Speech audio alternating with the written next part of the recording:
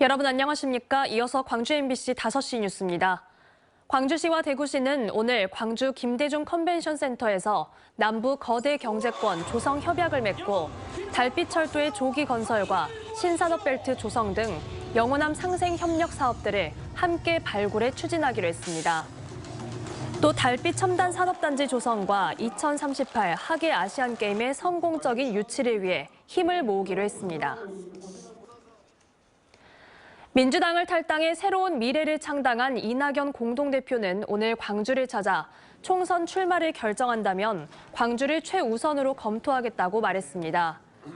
김대중 컨벤션 센터에서 현장 책임위원회의를 주재한 이 대표는 오래전부터 불출마를 선언했지만 출마 권유가 이어지고 있다며 국가와 호남, 당에 도움이 되는 방안을 조만간 결정하겠다며 이같이 밝혔습니다.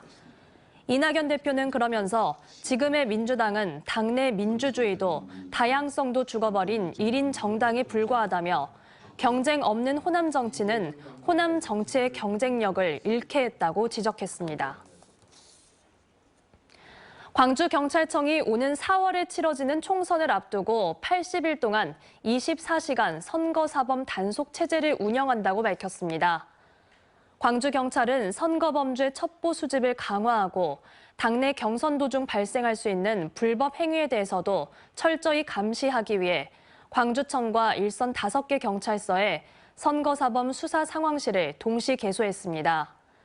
특히 선거 공정성을 중대하게 침해하는 금품 수수와 허위사실 유포 등 5대 선거 범죄에 대해서는 무관용 원칙에 따라 엄벌할 방침입니다.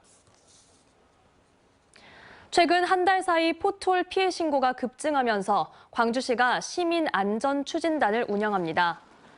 광주시는 최근 30명으로 구성된 시민안전추진단을 가동해 도로 보수를 90% 정도 완료했다고 밝혔습니다.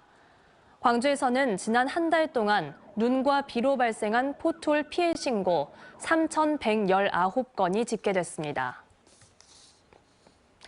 광주문화방송이 희망 2024 나눔 캠페인 모금액을 광주와 전남 사회복지 공동모금회에 전달했습니다. 광주문화방송은 희망 나눔 캠페인과 홍보 활동을 통해 지역민이 보내주신 성금을 모아 전남 사회복지 모금회에 2억 2,500여만 원, 광주 모금회에 1억 5,400여만 원을 전달했습니다.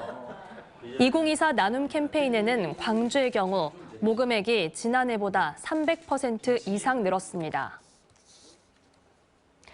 무리한 사업 확장으로 자금난에 처하자 1,000억 원대 투자금을 불법으로 유치한 혐의로 기소된 40대 사업가에게 중형이 선고됐습니다.